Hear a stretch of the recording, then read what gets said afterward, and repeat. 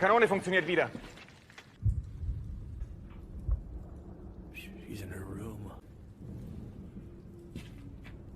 Going anywhere? No, I'm not going anywhere. Let me go. Film ini berjudul Stalingrad yang dirilis tahun 2013. Film ini menceritakan tentang kisah asmara pada saat perang antara pasukan Rusia dan Jerman di tahun 1942. Warum schießen Sie nicht? Der Mechanismus hat sich wieder He had no loved ones, no family, and Glass. Mari kita simak rangkuman ceritanya.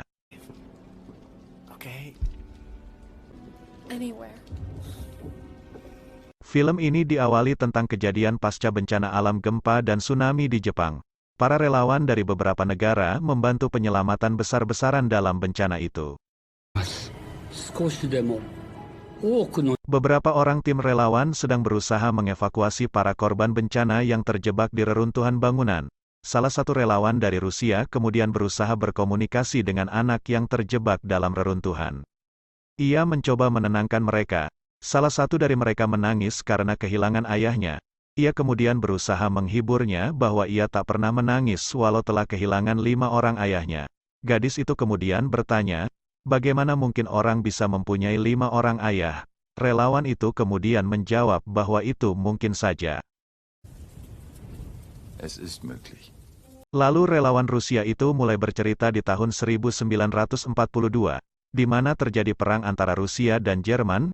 Para tentara Rusia menyeberangi sungai Volga untuk menahan Jerman menguasai kota dan sungai. 2 orang tentara pengintai Rusia sedang menjumpai rekannya dan menanyakan keadaan jalurnya.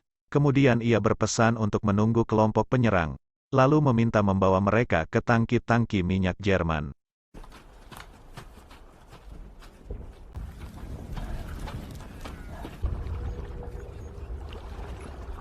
Empat tentara pengintai kemudian menyusun rencana akan menyelinap mencari detonator. Komandan pasukan itu membagi menjadi 2 tim, yaitu tim kepala dan tim ekor. Kepala bertugas untuk mencari detonator di lantai 2, sedangkan ekor menemukan detonator dan membunuh semua pasukan Jerman yang ditemui. We kill every single one right then and there. We cut everyone, and that's it. Di pihak Jerman, seorang kapten memanggil anak buahnya karena melihat pasukan Rusia mendekat. Ia meminta anak buahnya untuk memberi kabar ke markas, tapi ternyata tidak ada sinyal. Kemudian ia meminta anak buahnya untuk meledakkan tangki-tangki minyaknya agar tak dikuasai tentara Rusia. Aber das sind die Treibstoffvorräte. Para pengintai Rusia telah menyelinap ke tempat pasukan Jerman. Mereka mendapati pasukan Jerman sedang melakukan rapat dan kemudian mereka menyerangnya. Salah satu dari mereka menemukan detonator tapi ketahuan oleh Kapten Jerman.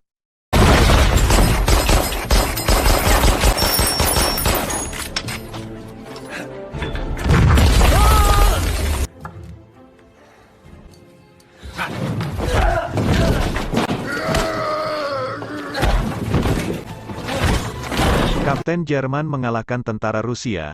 Ia kemudian menekan detonator untuk meledakkan tangki-tangki minyaknya sendiri. Sementara itu pasukan Rusia yang di luar telah sampai di seberang sungai terkena ledakan itu.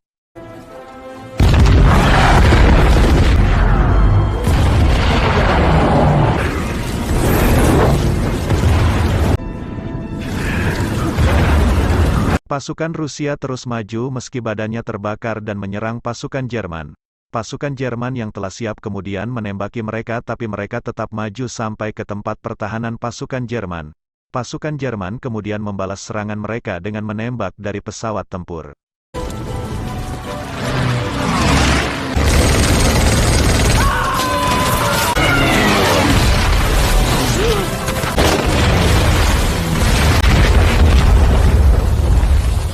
Para pengintai Rusia berhasil menguasai sebuah bangunan.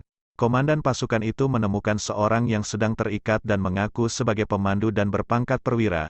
Komandan marah karena pemandu itu telah mengacaukan perlintasan hingga pasukan Rusia banyak yang terbakar hidup-hidup.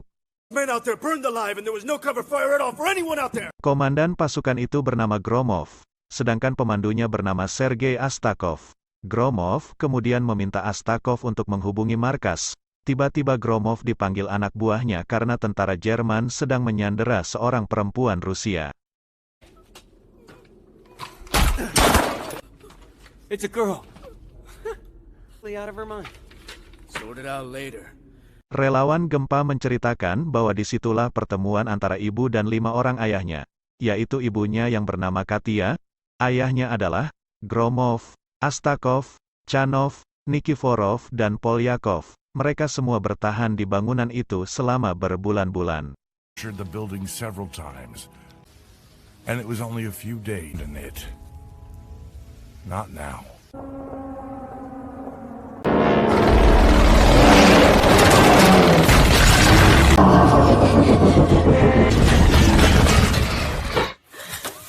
Pada saat semua sedang berkumpul, Katia membantu mereka untuk mengambilkan air minum. Chanov sempat menggodanya tapi dipukul oleh Nikiforov. Disitulah mereka saling berkenalan. Kemudian datang tentara bantuan yang dipimpin oleh Mayor Krasnov. What's your... Katya? residence? The first floor is yours. I am. The Krasnov? And you? Gromov lalu memerintahkan anak buahnya untuk membuang mayat-mayat tentara Jerman dari jendela. Sedangkan dari seberang tentara Jerman mengintai mereka. Kolonel bertanya pada Kapten Khan kenapa gedung itu bisa dikuasai oleh Rusia. Ich will wissen, warum in diesem verschissenen Haus... Para tentara Rusia sempat dikejutkan oleh ibu dan anak yang melewati bangunan mereka. Ibu itu mengatakan bahwa ia sering lewat situ untuk pergi ke sungai. Sedangkan di tempat lain, Kapten Khan pergi ke tempat perlindungan warga. Ia mengunjungi seseorang yang mirip dengan istrinya yang telah meninggal. Wanita itu bernama Masya. Kapten Khan membawakan makanan untuk perempuan itu dan berpesan agar tidak membaginya dengan orang lain dan kemudian pergi. Di luar Kapten Khan juga memberitahu pada warga lain agar tak meminta makanan pada Masya. Alle mal hören.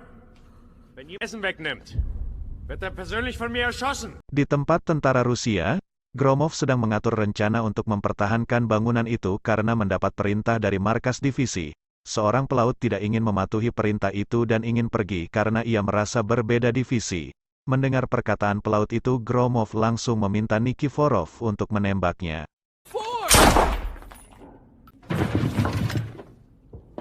Tiba-tiba Chanov datang memanggil Gromov untuk melihat ke alun-alun.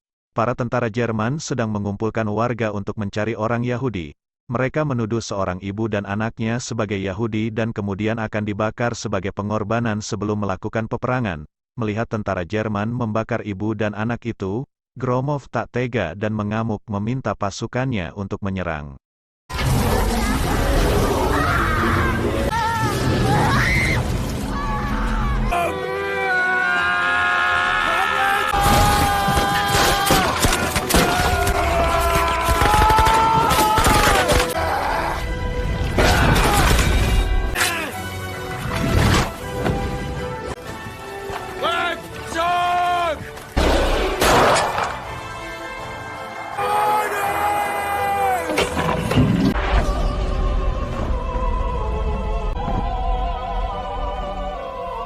Setelah pertempuran, Khan pergi menemui Masya.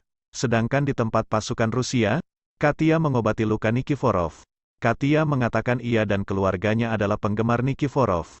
Chanov datang dan memberitahu Nikiforov bahwa komandan mencarinya.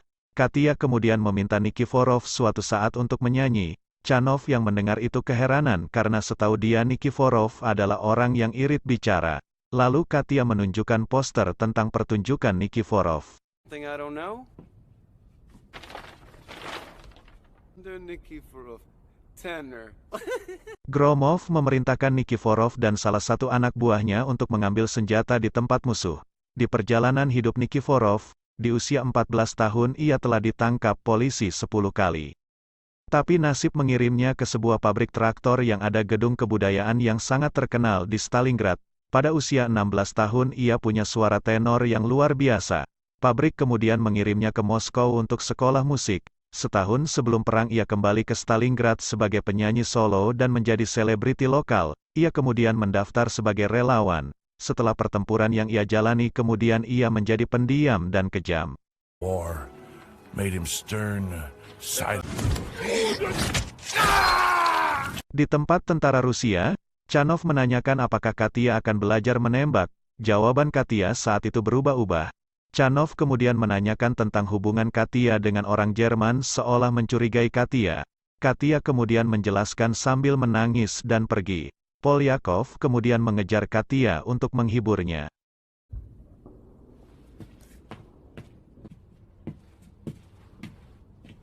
Polyakov kemudian menceritakan saat ia kehilangan keluarganya. Istri dan anak Polyakov meninggal lebih dari setahun sebelumnya. Mereka tinggal di Moskow dan tidak sempat sampai ke penampungan karena membantu seseorang yang kereta bayinya terjatuh. Wanita dan bayi yang ditolongnya selamat sedangkan mereka terkena bom dan tidak selamat. Polyakov menceritakan semua malam itu pada Katia. For him, on that night, was the only... Katia, don't be afraid. Esoknya, Katia mendekati Chanov untuk belajar menembak. Saat itu kebetulan ada seorang tentara Jerman yang mengambil air. Chanov meminta Katia untuk menembak. Kapten melarangnya tapi Katia terlanjur menembaknya. Chanov kemudian bertengkar dengan Gromov karena tak seharusnya menembak tentara yang mengambil air. Chanov menjawab bahwa ia akan tetap membunuh para pasukan Jerman. Karena kata ibunya mereka telah membunuh saudara-saudaranya yang berusia 7 tahun. Pasukan Jerman kemudian menyerang mereka. Chanov begitu benci pada tentara Jerman, kakaknya diperkosa dan ditinggalkan mati dalam kandang babi. Ibunya terluka dan hampir dibakar hidup-hidup oleh tentara Jerman. And was nearly burned alive inside her cottage. Di pengungsian warga, Kapten Khan ketahuan sedang menemui Masya saat kolonel sedang melakukan sidak. Di tempat lain, Gromov menghampiri Katia dan memintanya untuk pergi. Karena ia khawatir jika Katia terbunuh, anak buahnya akan hancur karena kehilangannya. Lalu Katia menanyakan pada Gromov apa ia juga memperjuangkannya. Tapi Gromov menjawab bahwa ia takkan hancur seperti anak buahnya. Katia kemudian meminta untuk ikut berperang.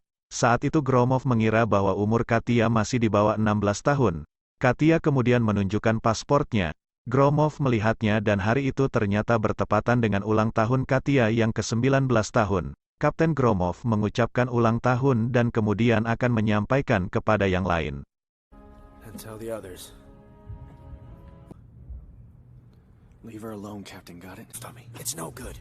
She's not your woman, you understand? Esoknya, pasukan Jerman menembaki jalur perlintasan tentara Rusia dengan bom melalui tempat yang tak bisa diserang dari tempat tentara Rusia. Tapi menurut Astakov, ia bisa menyerang mereka dengan meriam dan membelokkan arah amunisinya ke tempat mereka. Di tempat lain, Kapten Khan sedang mencari Masya yang akan dievakuasi melalui kereta. Khan memanggilnya berkali-kali. Masya mendengarnya tapi tak tahu keberadaan Kapten Khan. Khan kemudian membawa sepeda motor tempur untuk menemukan Masya. Ia menemukannya dan meminta Masya untuk ikut bersamanya. Das ist ein Fahrzeug der deutschen Wehrmacht, ihr Idiot! Oh.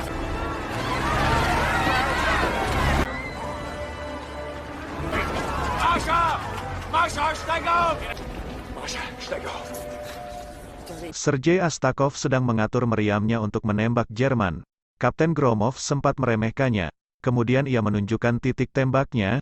Semua orang di situ melihatnya. Polyakov kemudian memberikan dukungan padanya dan membantu menekan tuas meriam itu. Peluru meriam itu melesat mengenai tank yang rusak kemudian berbelok ke arah pasukan Jerman yang membuat pasukan Jerman kocar-kacir. Mereka semua langsung bersorak.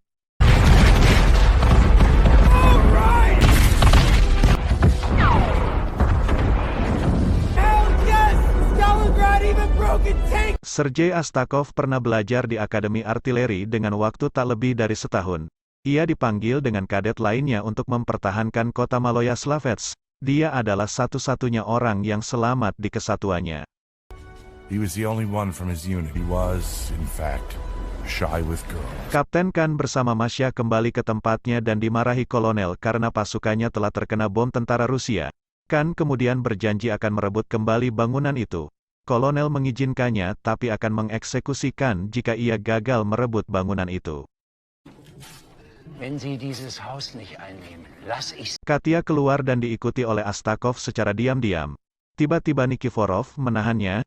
Katia pergi ke bawah untuk mengenang orang-orang yang pernah hidup di sekelilingnya. Ia seperti sangat kehilangan mereka. Sedangkan Astakov meminta izin pada Nikiforov untuk mencari hadiah buat Katia. Ia mau mengambil sebuah tempat mandi untuk hadiahnya. Mereka kemudian membawa tempat mandi itu dibantu oleh Mayor Krasnov. Using cold water. She'll be really happy. We crawl and fire.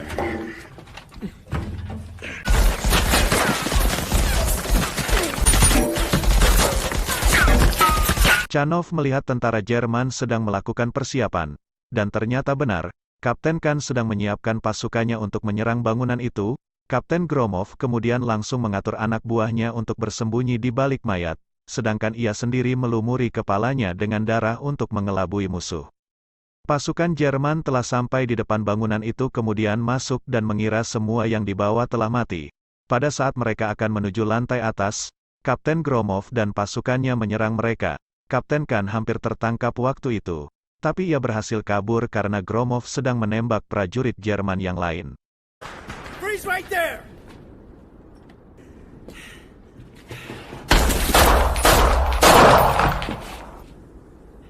Bad timing. Kapten Khan gagal dalam penyerangan itu dan kembali menemui kolonel.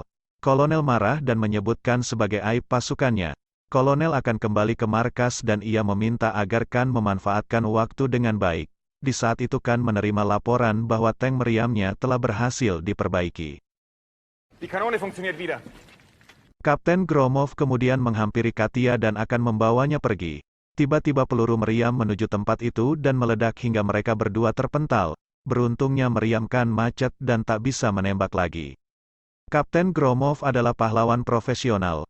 Dia selalu ada di setiap peperangan. Dia tidak punya cinta ataupun keluarga. Ia tak punya tempat untuk kembali. Ia pernah terluka 3 kali dan salah satunya hampir fatal. Gromov kemudian menanyakan keadaan Katia. Ia melihat pecahan kaca di pipinya kemudian menghisapnya. Setelah itu ia meminta Katia untuk pergi dari situ tapi Katia menolaknya. Listen to me. Anywhere. Was the first one he'd ever felt tied to. Kapten Khan sedang bersama Masya dan menyatakan bahwa ia begitu mencintainya. Sedangkan di tempat lain, Polyakov dan yang lain sedang mempersiapkan perayaan ulang tahun Katia. Katia sangat bahagia dengan perayaan ulang tahunnya itu. Nikiforov kemudian mempersembahkan lagu untuk Katia. Semua orang terkagum dengan kelebihan Nikiforov. Karena selama ini mereka mengenal Nikiforov adalah orang yang sangat pendiam. Kemudian mereka memberikan hadiah terakhir yaitu tempat mandi untuk Katia.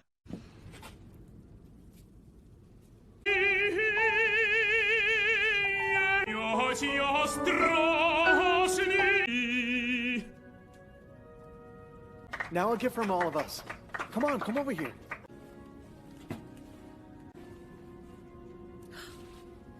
Good.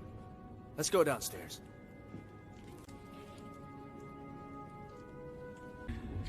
And today's the day we might die. Warriors, get some rest. Di tempat lain, Kapten Khan sangat benci dengan peperangan itu dan ingin mengambil bangunan yang dikuasai pasukan Rusia esok hari. Ia juga ingin membawa Masya ke tempat yang aman sementara waktu. Für einen Tag. Einen Tag wir noch die Russen. Sergei Astakov menghampiri Katia untuk mengajaknya keluar dan berkata ia telah mendapatkan izin dari komandan. Astakov mengajak Katia untuk melihat di mana Astakov dulu mengawasi pasukan Jerman sebelum ia ditemukan oleh pasukan.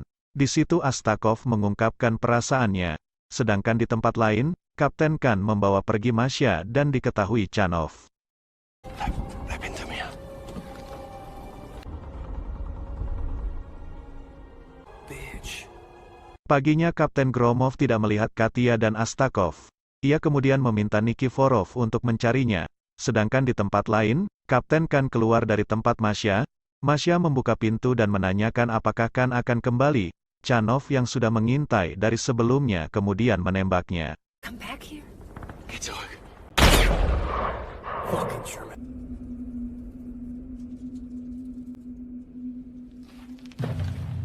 Nikiforov yang tadi mencari Katia dan Astakov ketahuan oleh tentara Jerman. Ia berhasil membunuh para tentara itu. Sedangkan Kapten Khan yang sangat terpukul dengan kepergian Masya mendengar suara tembakan yang berasal dari kejadian Nikiforov. Ia kemudian mencari sumber suara itu dan menembak Nikiforov.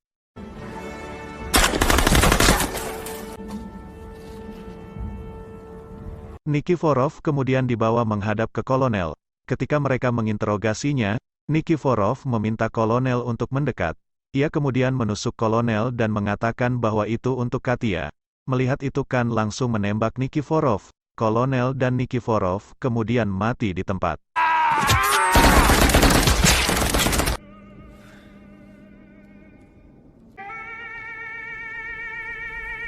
Pasukan mobil tank Jerman melewati tempat Khan. Mereka bermaksud menuju ke jembatan yang sedang dibangun Rusia. Khan lalu meminta mereka untuk menembak bangunan di mana para pasukan Rusia bersembunyi. Tentara itu kemudian menjalankan perintah itu dan berjalan maju untuk menyerang. Sedangkan di tempat lain, Katya terbangun mendengar suara tank-tank Jerman. Ia ingin kembali ke rumahnya tapi Astakov melarangnya. Di saat itu Katya sempat mengungkapkan perasaannya pada Astakov. What is that? It's not. I loved you. And I love you as well. I'm going with you. No. You're gonna wait for me right here. Pasukan Jerman terus berjalan maju mendekati bangunan tempat persembunyian pasukan Rusia. Mereka kemudian membombardir bangunan itu.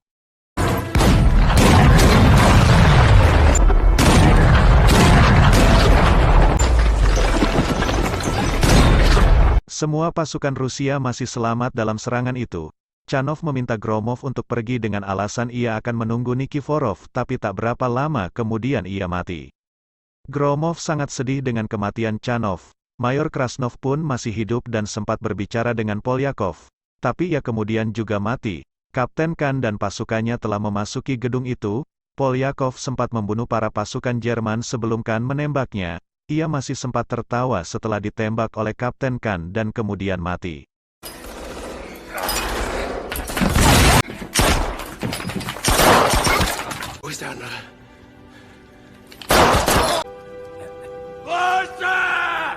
Kapten Khan kemudian menemukan Gromov yang mencoba menghubungi markas. Khan meminta Gromov untuk berdiri dan kemudian mereka saling menembak. Astakov datang dan Gromov meminta untuk tidak menembak Kapten Khan. Gromov kemudian meminta Astakov untuk menghubungi markas. Coward, don't shoot. The radio. HQ! HQ! Astakov berhasil menghubungi markas dan meminta agar mereka menghancurkan tempat itu. Operator dari markas sempat tidak mengerti dengan permintaan Astakov. Astakov kemudian menjelaskan bahwa pasukan Jerman telah menguasai tempat itu. Operator dari markas kemudian mengerti dan mengucapkan selamat tinggal.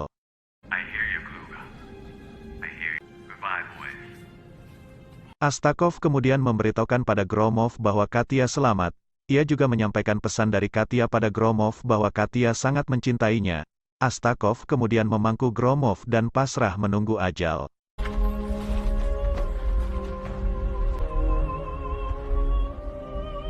Lalu pesawat tempur Rusia membombardir bangunan itu. Bangunan itu langsung luluh lantak hancur berantakan. Katya melihatnya dari kejauhan sambil menangis.